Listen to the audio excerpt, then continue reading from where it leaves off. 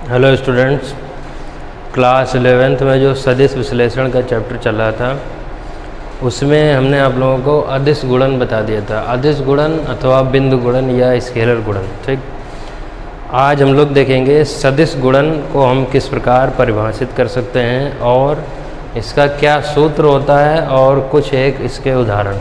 ठीक, तो देखिए अदिश गुणन में हमने यह बताया था कि जो दो वेक्टर होते हैं उनके परिमाण का गुणनफल उनके कोज्या के गुणनफल के रूप में लिखा जाता है। ठीक, अब देखिए जैसे अदिश गुणनफल बताया था वैसे ही सदिश गुणनफल होगा, लेकिन अंतर क्या होता है इसमें दो वेक्टरों का गुणन वेक्टर गुणन एक सदिश राशि है। उसमें हमने क्या लिखा था कि दो वेक्टरों का अदिश गुणन या बिंदु गुणन एक अदिश राशि है। ये क्या होगा? एक सदिश राशि। ठीक, जो भी सदिश राशि का मतलब यह है कि जो क्वांटिटी निकलेगी, जैसे हम यहाँ पर अभी एक एग्जांपल बताएंगे। जैसे यहाँ पर हम बल आघूर्ण ले रहे हैं तो बल आघूर्ण एक कैसी राशि हो गई?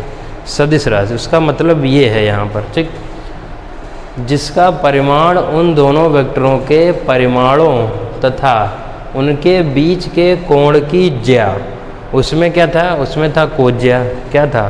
कोज्या। इसमें क्या है? ज्या था साइन के गुणनफल के बराबर होता है। समझ गए? तो अदिश गुणनफल जब आएगा, स्केलर गुणनफल या बिंदु गुणनफल, तीनों एक ही नाम होते हैं। तो उसको हम लोग कैसे लिखेंगे कि एक अदिश राशि है दो वेक्टरों का अदिश गुणन, उनमें जो परिमाणों का गुणनफल होगा वो इसकी कोज्या के गुणनफल के बराबर होगा। इसमें क्या होगा? इसमें एक सदिश राशि जो दो वेक्टरों का गुणन आएगा वेक्टर, और इसमें उनके बीच का कोण जो होगा वो ज्या के गुणनफल के बराबर अर्थात साइन के गुणनफल के बराबर होगा। क्लियर? दूसरी चीज़, इनकी जो दिशा होती है वो दोनों वेक्टरों के तल के लंबवत होती है। कैसे? देखिए हमने एक फिगर बनाया है। ठीक है, फार्मूले की बात अभी बाद में कर रहे हैं। फिगर जब लंबवत कैसे होगी? ठीक, लिखा है कि इसकी दिशा दोनों वेक्टरों के तल के लंबवत। किसकी दिशा? सदिश गुणनफल की दिशा। किसकी दिशा? सदिश गुणनफल की दिशा। तो देखिए ये सदिश गुणनफल ए वेक्टर क्रॉस, और हमने ये बताया था कि जो सदिश गुणनफल होगा उसको किससे लिखते हैं? क्रॉस। इसको क्या बोला जाता है? क्रॉस। क्या बोला जाएगा?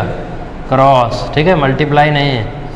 और दूसरी चीज़, जो अदिश गुणनफल होता है उसको डॉट से लिखा जाता है और डॉट बोला जाता है। क्या बोला जाएगा?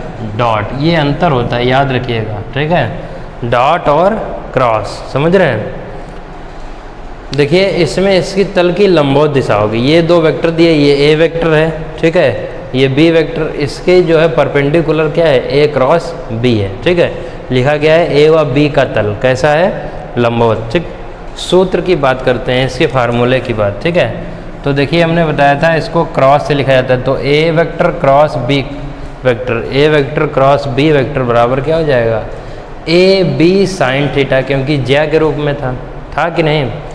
और यहाँ पर एक चीज़ लगा दी गई एन कैप। क्या लगा दी गई? N cap. अब बोलेंगे कि एन कैप क्या है? यहाँ पर जो एन कैप है वो एकांक वेक्टर है। क्या है? एकांक वेक्टर। समझ रहे हैं? ये एकांक वेक्टर है। ठीक, अब देखिए इसका उदाहरण नंबर 1 में हमने लिखा है कि बल आघूर्ण। बल आघूर्ण को किससे लिखा जाता है? टाउ से। इसको क्या बोला जाता है? टाउ। ये जो ऐसा निशान आएगा इसको टो लिखा जाता है, और जो बोला जाता है वो क्या बोला जाता है? टाउ।